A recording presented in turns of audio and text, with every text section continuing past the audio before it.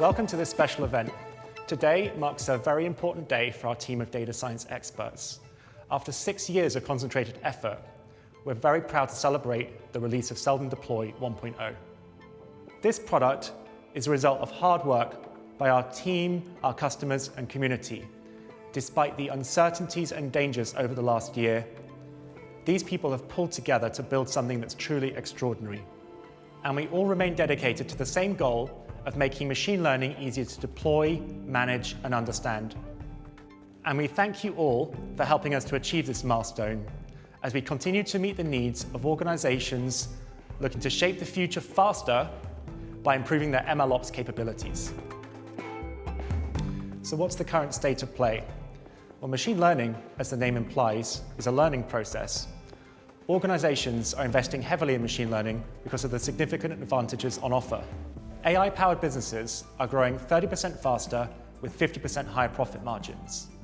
But according to IDC, 47% of machine learning models never make their way to production.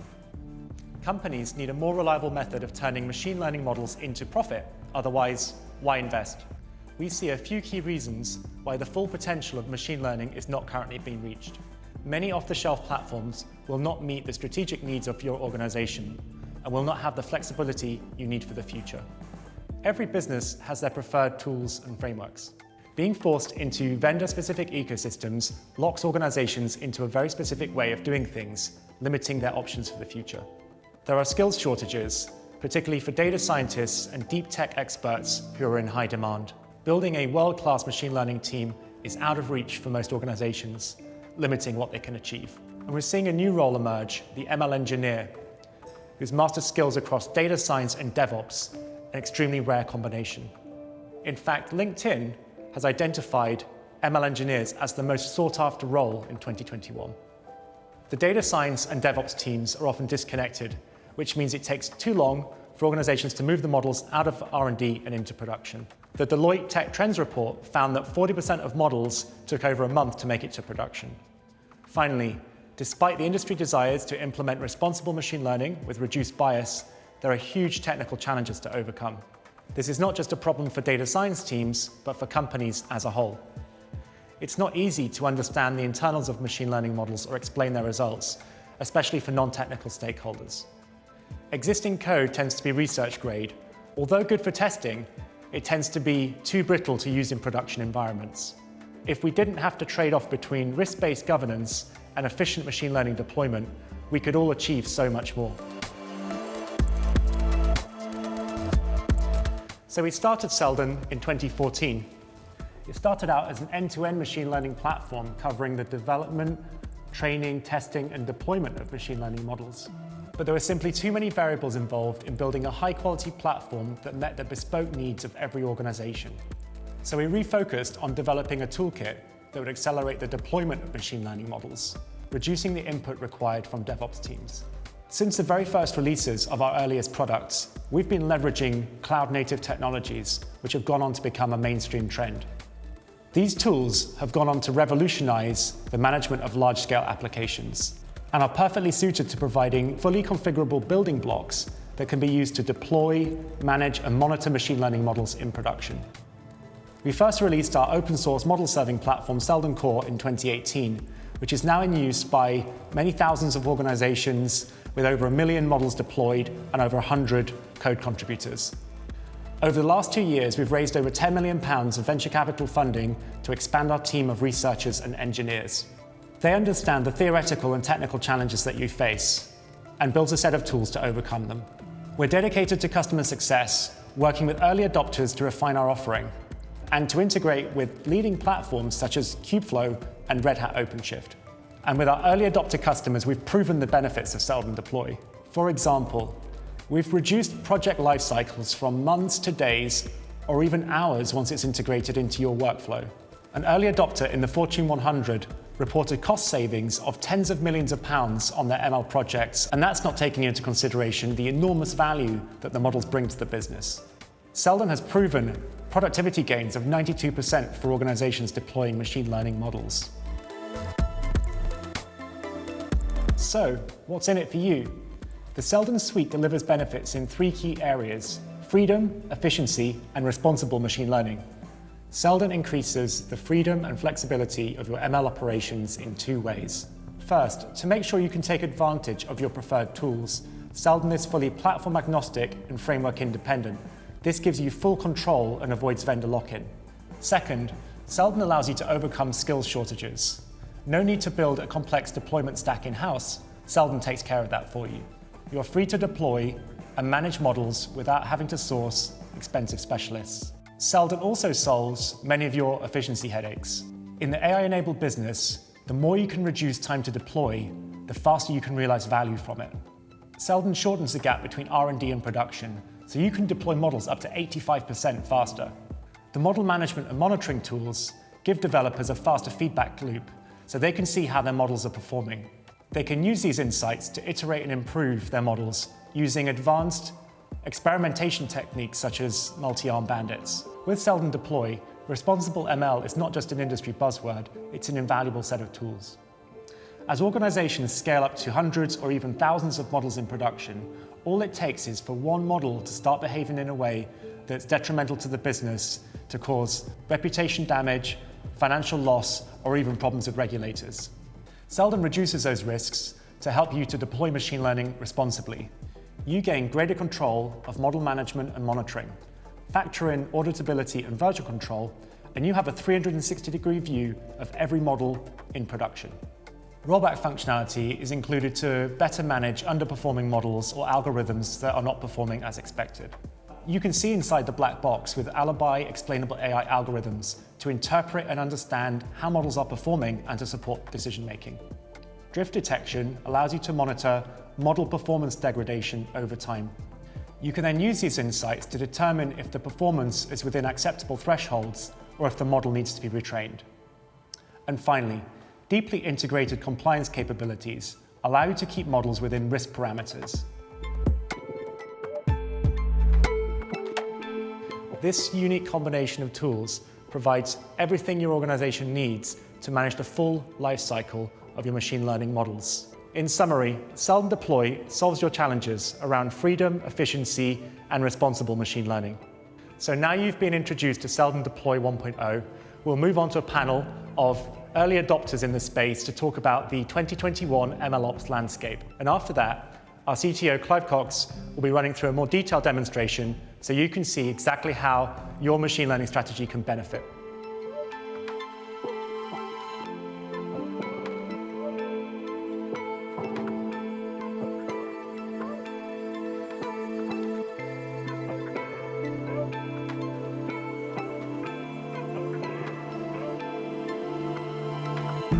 Welcome everyone.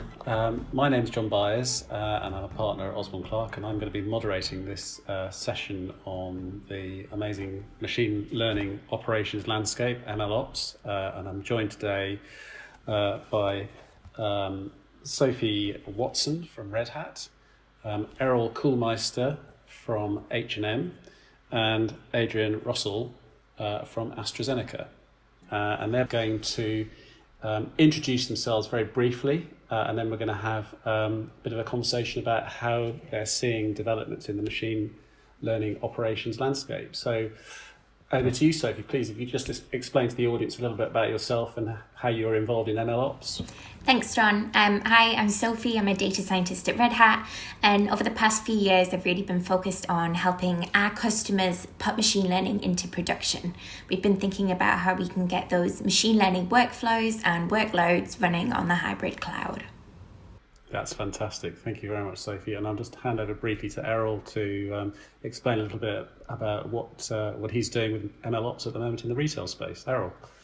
Thank you so much, John. So Errol Koolmeister. Currently, I'm heading all the AI engineering areas within H&M Group. So data science, machine learning engineering, software engineering, and product development for all the different AI projects we have across the group. So when it comes to MLOps, it is my responsibility to create the setup around it, make sure we have the right prerequisite, and also focus on the value delivery aspect of putting models into production. We have a saying which is, we don't care how good your model is. If it's not in production and delivering value, it's not worth anything. That's fantastic. Thank you very much, Errol. So now we're going to Sophie and I are going to have a bit of a chat about the MLOps landscape. And Errol, feel free to dive in if there are any observations you'd like to make. But Sophie, I'd just like to kick off with you first, and really to get a sense for the MLOps landscape. What is happening at the moment? What are the exciting areas in MLOps at the moment, from your perspective? Well, I think according to the wider community, everything is exciting. If you say MLOps, then you're going to get your talk accepted to a conference, which is great. Everybody's interested and excited about this. I think MLOps is now seen as the minimal requirement for, putting a machine model into production. You need to have some MLOps going on in there so that you've got that trust, repeatability, and transparency into your model. I think that customers feel that MLOps is a way that they can start to see business value, and it's just really essential in order to have that structure and turn data scientists' work into something that we can really gain from. That's interesting. I mean, I think one thing I find fascinating is that MLOps seems to be moving the whole machine learning sort of DevOps space into alignment with open source. And do you see that any issues as a data scientist with it sitting in an open source as opposed to a closed source space? We're very much open source first and community first, so I think it's great that they're out there so that everybody can access them and use them and understand what's happening. It's all about transparency, trust, and repeatability. So if they're not out in the open, then do you really have that? Yeah, no, exactly right. And what sort of techniques are there to verify the quality of those tools that are in those repositories, in those MLOps repositories? How do you know that when you're picking your MLOps model or tool that it's actually going to do what it says on the tin? That's a great question.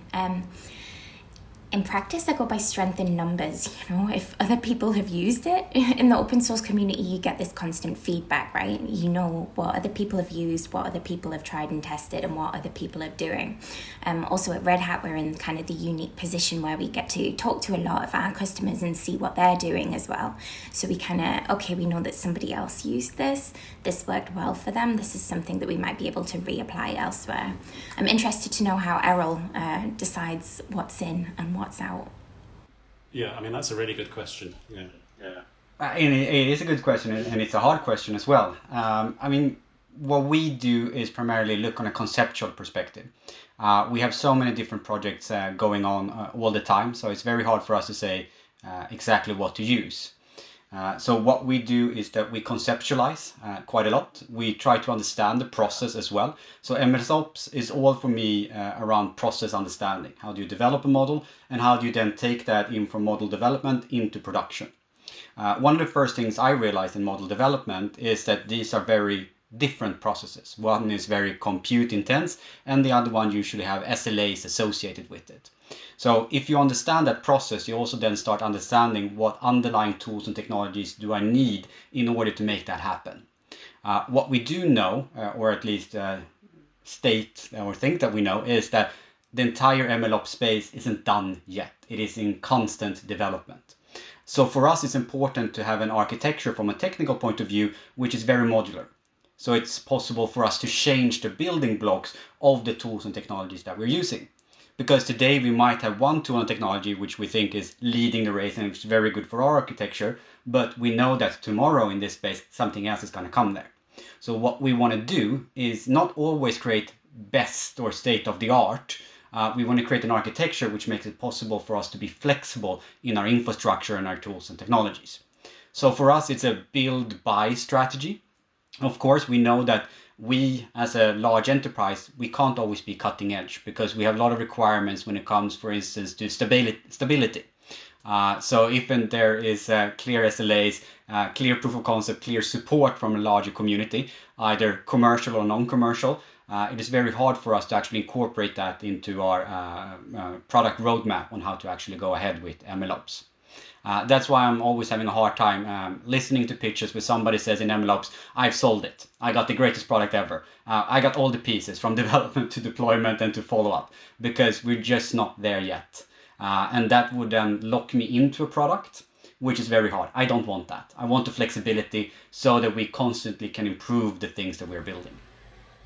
Yeah, I mean, your answer raises a very interesting question, which I see in terms of the way the industry is progressing. And obviously it is a very new industry and there are different routes to market. There are very big service providers such as Azure and AWS that are touting their own tools, and then there's a very vibrant MLOps landscape which is allying itself to, as I discussed with Sophie, to the kind of open source side. Which side, I mean, I'll put this question to you both, which side of that market do you think is going to win? Because it's very interesting. I can see now, for example, Microsoft seeing that, or Azure seeing that, this is a good market, MLOps is a good market, maybe we should be moving away from classic AI as a service provision and into MLOps. What do you guys think about that question? I certainly think that in the long term, the open source community will win the things that we can go and download and play with ourselves. That being said, I don't think it's bad that the cloud providers are moving into this space. I think anything we can do to get these models into production in a more robust way and with better practice is a good thing. Errol, did you have any views on it? Yeah, of course. I think that open source has already won. I think if you look on just a community and development, the tools and technologies coming out today and the ones that we trust are the open source ones. Having said that, open source by itself is not winning. But what I see is the combination between open source community development and access to technology and enterprise support. Because I'm coming from the enterprise support angle. If I'm using a tool and technology and I can't get the support from a stable partner with a long-term relationship, I will be very hesitant to actually using that open source, because you don't know. Tomorrow that tool and technology might not be there and the community has abandoned it, because that also happens. You can see that on GitHub and all the open repositories. And I need that long-term commitment as well, which you can get from an enterprise who's actually is making money out of it. So it's the middle ground. And we have actually had dialogues with some of our partners and said, great technology, but you have to make it open source, then we're going to start using it. And it's actually happened, because when you put the requirements out there, things start moving in the right direction. That is interesting. Yeah. I mean, the other issue that I think is probably worth exploring is, classic enterprise AI service provision, you just hand the whole thing off to a big service provider and they'll build it for you. Do you see the pipeline benefits, the speed, the reproducibility of machine learning ops as a bigger benefit than the overhead of employing lots of people to develop? Well, I don't see them as mutually exclusive. So what we have done right now, and I'm sound like a politician here all the time, but what we have done right now is trying to find a middle ground, right? Because there are different advantages to the different approaches. One is kind of utilizing software pre-built from kind of a cloud vendor or a third-party provider that claim to be able to do AutoML and provision models that you can track and then just publish to an API. That's the one route. It has the benefits usually of the time to value is much shorter, but the total potential and the ownership is lower, I would say. So what we are exploring right now is both paths, because what we want to do is eat the cake and have it at the same time. So we're trying to provision a way for more citizen data scientists, data analysts that might not have access to all the tools and all the data engineering efforts that's required for building it ourselves, so they can actually get access to easier tooling and deploy and try it out and see if there's value. So proof of concept, proof of value, initial maybe API integrations. So then when we actually get to the large scale use cases that require us to build actual software from the ground up, we have the capabilities to focus on them. Because if you look on H&M and the global scale, we are in almost all the countries in the world. We have 5,000 stores, one of the largest online sites in the world for shopping. When we deploy to that, it needs to be configurable, it needs to be stable according to our requirements. And I would say it's always crucial that we own that IP as well. Of course, we're going to put bits and pieces from other providers, but owning at least the architecture and the delivery process is required, I would say. Yeah, so scalability is clearly a huge part of your evaluation, and you can see that scalability in the MLOps side. Yeah, that's very interesting. Yeah. So if I was to ask you both of any specific use cases that you're able to talk about that you've come across in your MLOps careers, either at Red Hat or at H&M, because I'm sure the audience will be very interested to hear about those, to extrapolate them against their businesses. Could you give me a particular example where MLOps has provided a demonstrable benefit? Yeah, I can start. So we do work with many customers that have models in production, but actually the majority of people we talk to are data scientists who their general job isn't to put a model into production. It's to perhaps, they're programming in Jupyter notebooks, on their laptop initially, in messy environments. And so something that we've really focused on is how can we make the standard data scientist who sits at their desk and does not push to production, how can we make their life better with MLOps? So we've been looking at workflows around that kind of earlier stage of the machine learning life cycle. So how can you repeatably test and deploy in Jupyter notebooks, which are, traditionally very messy. I don't know if you've ever used them before, but I have, yes. They can go wrong in many ways very easily. It's that classic case of it works on my computer, but it doesn't work on your computer when I send it to you, John. So I think something I've really enjoyed is thinking about how we can make Jupyter notebooks more repeatable and reproducible. Are there ways that we can take a Jupyter notebook, analyze it, and actually create a model service that exposes an API that we can interact with automatically? Essentially, I'm really focused on just helping those data scientists in their daily work. I know Errol's probably going to approach this from, the cool things in production standpoint, which is what everybody wants to hear. But in practice, I think our customers and our colleagues are in general not quite there yet with running big systems in production. Yeah, that's really interesting, Sophie. Thanks. Errol, is there anything that you can pinpoint from an H&M perspective that the audience would be interested in? Maybe I can tell you just shortly about our journey towards production as well. So some of the first use cases that we did, for instance, Markdown for our online business, was focused very much on getting into production. So just getting it there and getting some value. And for me, that's just the first step. You can do that in a couple of different ways. When you do it the first time, you tend to just focus on the value, just push it out there. I don't care how it's done, but at least we can act on the numbers. It's a very good approach just to prove the point. So that's the first step of most companies getting to production and getting some value. However, that builds a lot of technical depth as well, especially if you're going to scale it across the globe, because you're not doing repeatable processes, you're doing spaghetti code, you're having entangled notebooks, as I'm sure we are all aware of how tedious they can be, and you have a lot of engineering effort just putting it into production. So some of the first thing we started doing after doing that was just mapping out all the processes, making sure there was a common understanding what's the end-to-end process.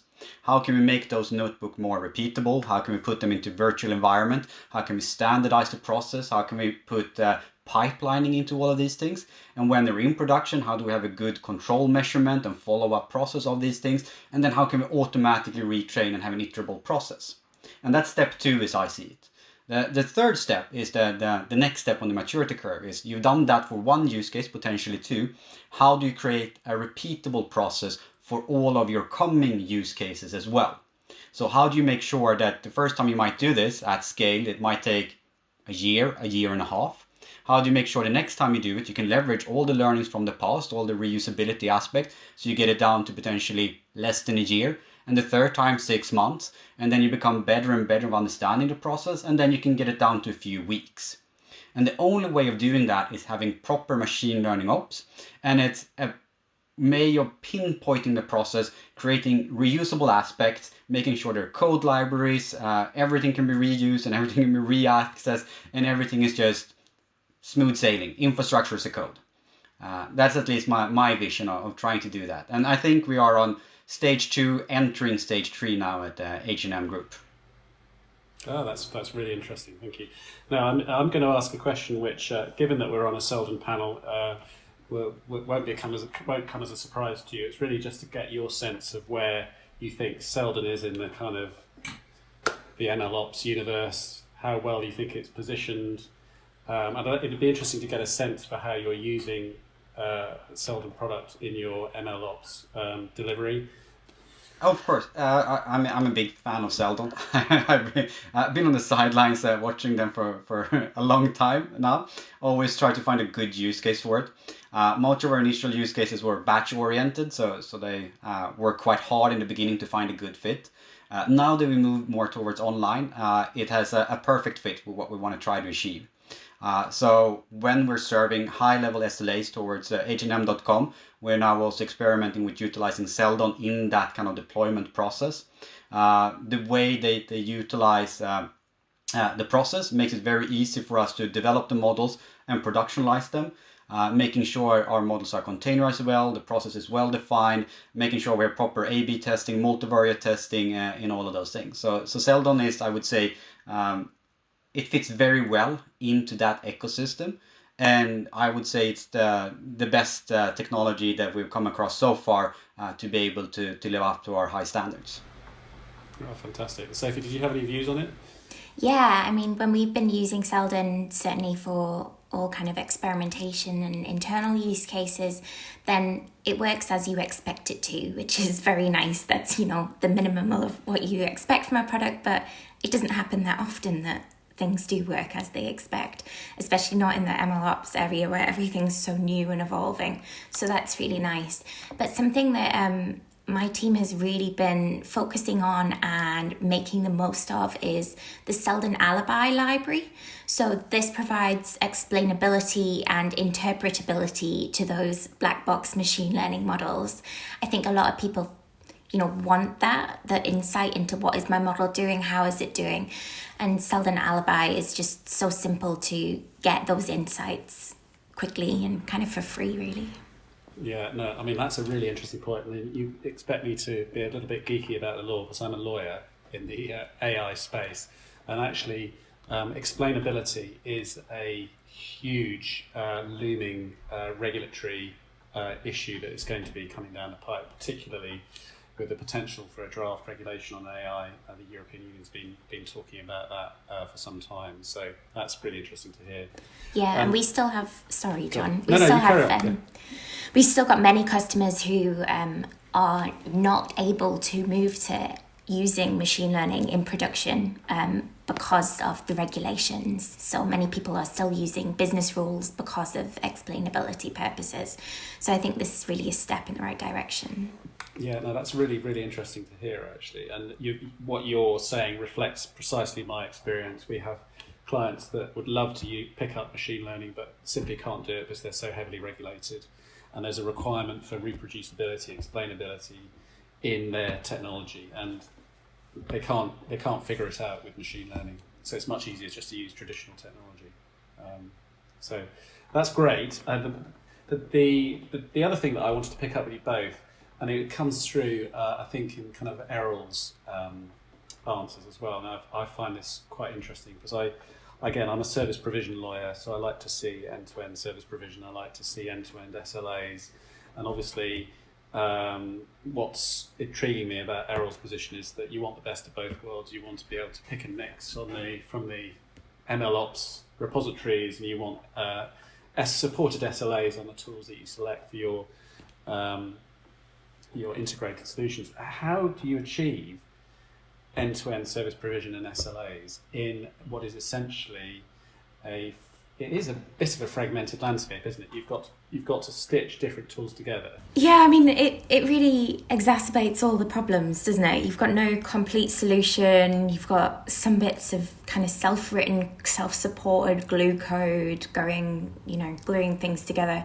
When we think about machine learning systems, we know that they're hard to manage, not because of the machine learning part itself, but because of the complex interactions between the machine learning and everything else going on in this intelligent application. And now we've got these MLOps systems and the individual components, they make sense, we know what they do, they might be supported, but it's the interactions between service A, MLOps service A, and MLOps service B and C and D that is just so complex. You sort of need meta MLOps for MLOps. Wow. Well, we're getting into the realms of philosophy now, aren't we? Maybe that's the next challenge for Red Hat, which is very, very interesting. And I just wanted to, as a non-data scientist, but as a professional who works in this space, I just wanted to get your sense on how the MLOps ecosystem refreshes itself, because I work in a very conventional business sense, which is, you have enterprise that charges for a service and delivers that service, and that's how they make money. And what I see with MLOps, which is really interesting, is a lot of open source, very good open source tools that are put up in repositories, and it doesn't seem to be anything apart from the goodwill of those businesses that is driving the hosting of those tools. So how does the whole MLOps ecosystem work? Is that something that you can shed some light on? I wish I knew how it works, but sometimes it feels like magic. But I mean, from my personal perspective, and being so tech geeky about these things, from my perspective, it's really about understanding and keeping your ear to the ground. There are a lot of services out there, open source repositories, that almost does the same thing. And what's important is always kind of understanding where they're going. Some are maturing faster, some goes up, you try them, they'll fade away. So I think there are some natural cycles in there.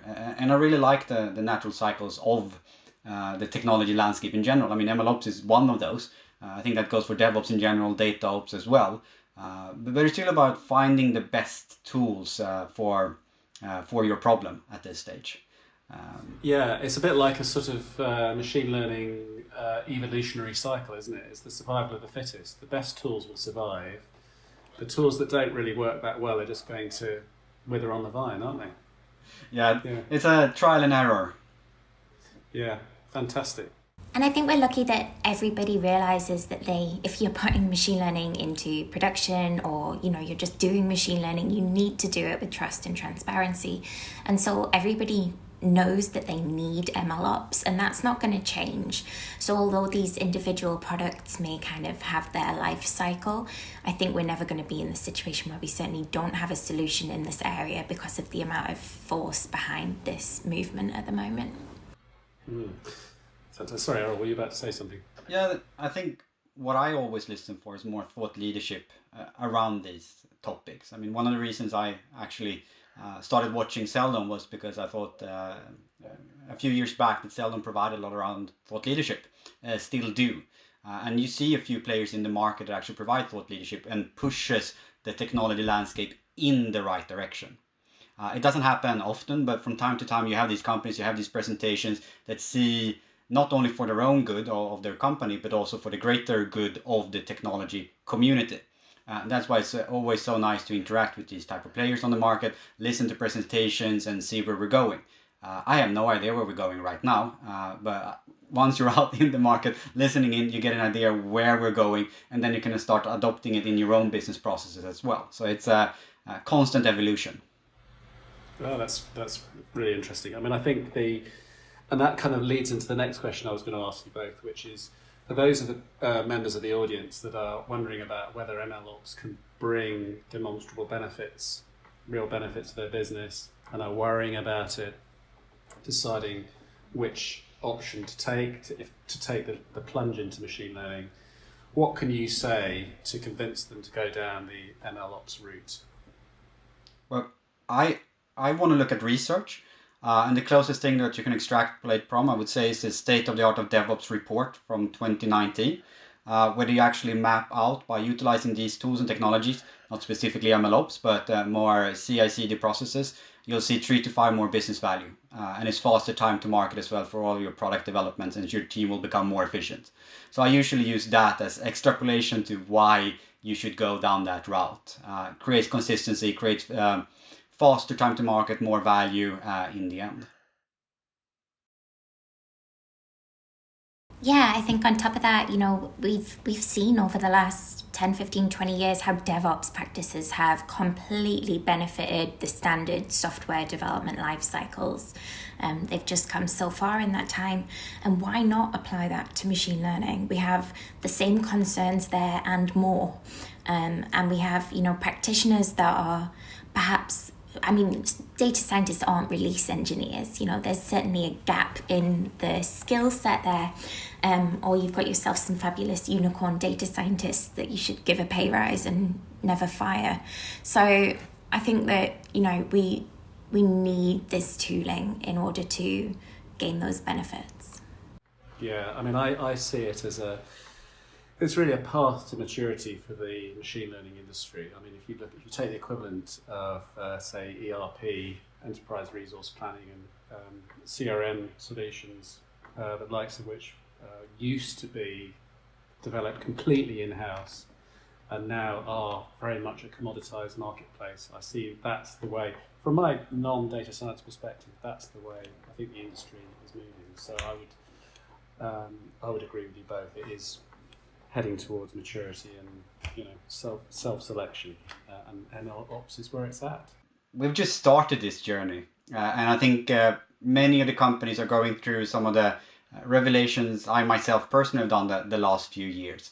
I was fascinated with AI, machine learning, and all the value we could actually extract from the data for companies and for humanity at large. What I realized as well was the struggles I needed to go through to actually extract and get that value. Developing the model was the easy part, and I also have an engineering background.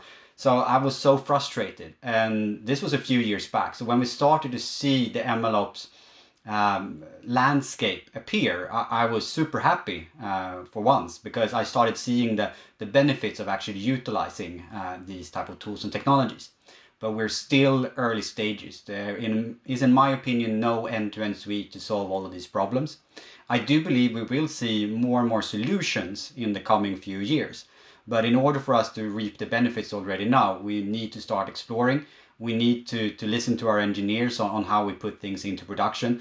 And we need to foster a co-creation between the data scientists and the engineers to make sure we actually get our models into production and we get the value out of it. Yeah, you get the models that you actually need. Yeah. Sophie? Yeah, those cross-functional, cross-team interactions and communications are so vital. I think I agree with Errol. It's still early days. Solutions are still being tried and tested, and I know it can be daunting to decide what to pick, but I think doing something is better than doing nothing. It helps you to figure out what you want or what you don't want in this space. Something that I think we're really missing is those higher level tools. I think we need to bring this back to the fact that data scientists aren't software engineers, are not release engineers. And so in order to really implement these MLOps best practices, we need those high level tools that have, an easy entry point so that we can reap the benefits.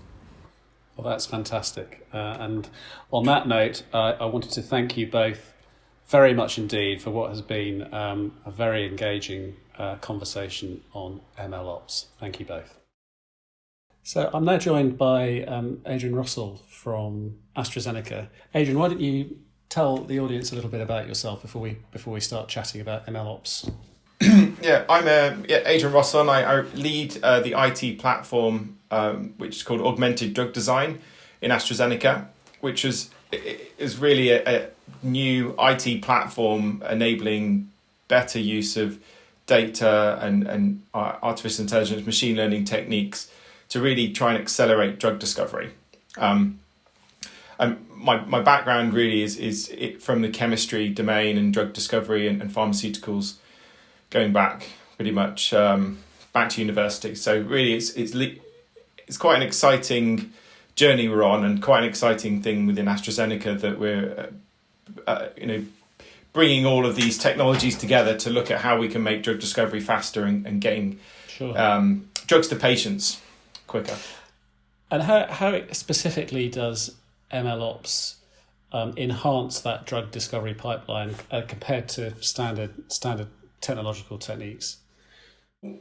We in this kind of early drug discovery space that we're building this in and we're working in, we have to do we make a lot of compounds and have to go into a laboratory to measure a lot of properties and values, and really the more that we can do in computers, in silico, using machine learning techniques and other computational techniques, the less we have to do in the lab, and the faster that we can develop drugs, because we work out which ones we should make and which ones we should investigate further outside of the lab, and that's obviously saves a lot of time and ultimately money as well. But we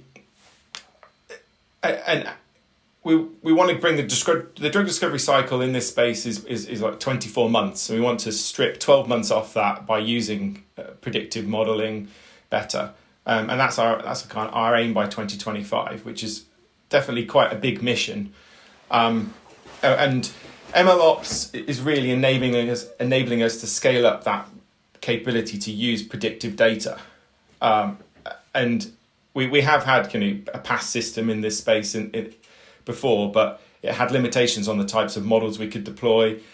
It definitely had limitations on the scale that we could use it at, so we had to have defined limits. Was that a bespoke system that AstraZeneca had developed itself, or was that third party system? That was a bespoke system that we developed ourselves on a kind of a high performance compute platform that we had in AZ.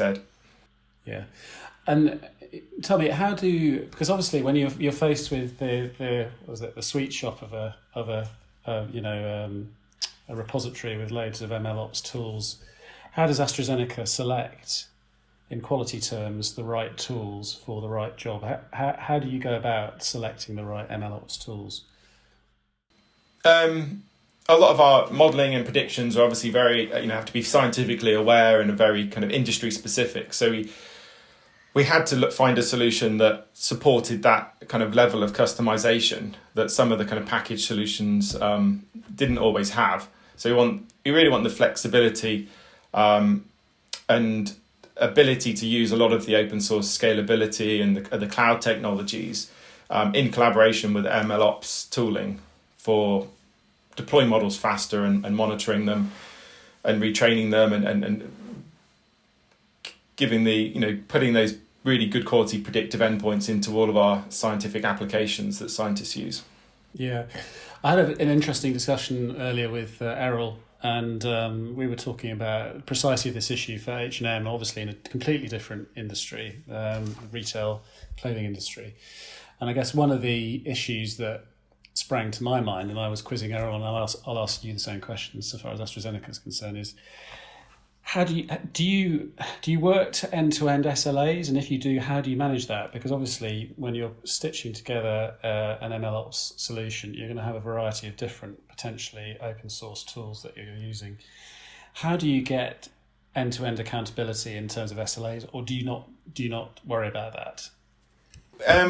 We're working heavily in the research space, so there is a lot of, we want to move fast and innovate. So we accept that in doing that, it may be that we've not got tight SLAs that a production platform might have that's maybe manufacturing a drug or such like. So we're really focused, really early research, which gives us some flexibility.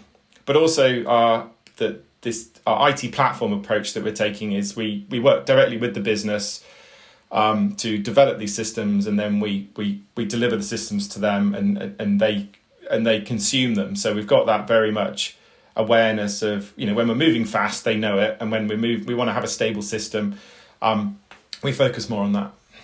Yeah, so you've got a tolerant internal client who recognises the benefits of using the solution. I completely get it. And in the context of the Seldon solution per se, why don't you tell us a little bit about how you're using Seldon and how that is helping your drug discovery pipeline specifically? So it's about 2 years ago that we kind of started our journey of looking for a new predictive platform as part of this our augmented drug design program, and we kind of scouted the market, and as I've mentioned, we need something flexible that we can put our customized, scientifically aware models into, and we were quite early on. We probably realized we want to use things like Kubernetes and cloud to do the scaling up and down and bring us that flexibility.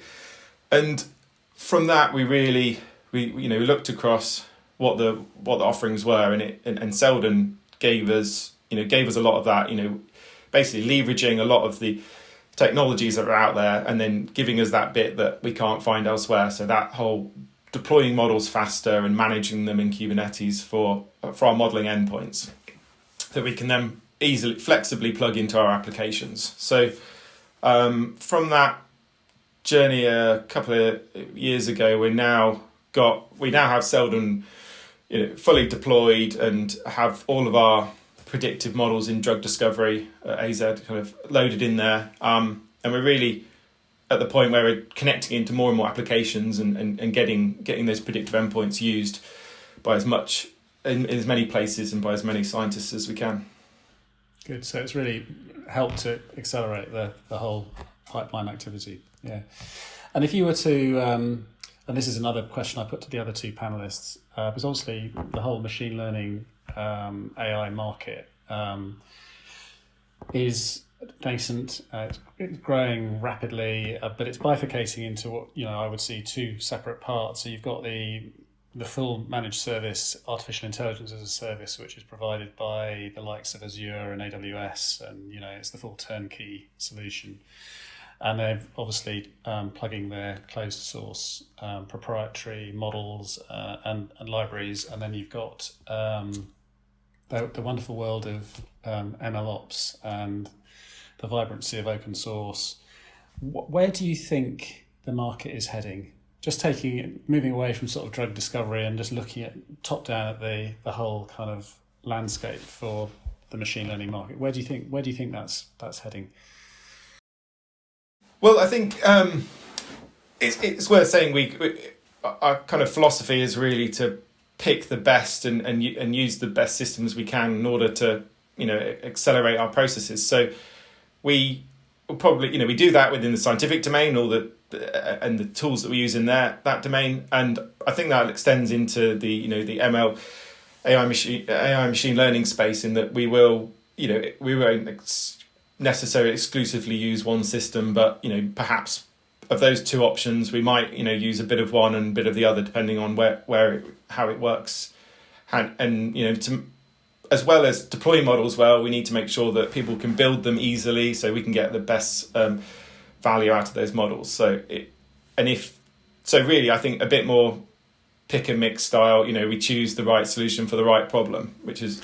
Yeah, I mean, I think this is pretty much echoed by Errol and Sophie. I think this idea of having commoditized self-service type tools is actually the one that was the consensus from the other two panelists, is going to dominate the market. And what's really interesting is if you look at the big players like Azure, they're starting to drop stuff into MLOps repositories. They're starting to participate in that community, which would tend to indicate to me that they're betting their money on that side rather than on the full service sort of AI as a service side.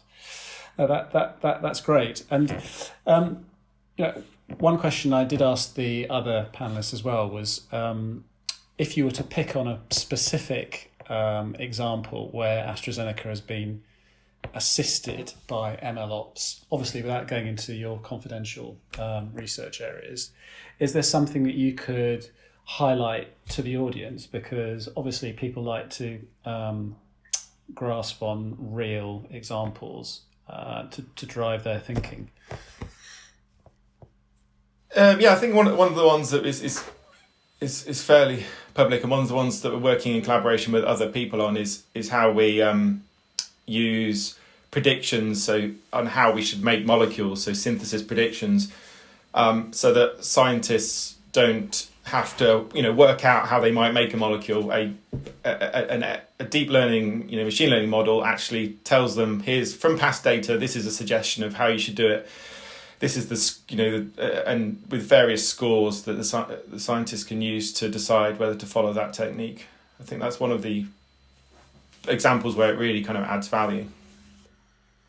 That's fantastic. And finally, do you see evidence that the other big pharma companies are diving in to the extent that AstraZeneca is diving into in emmaloves? Is that, or is it something that is a unique decision on AstraZeneca's side?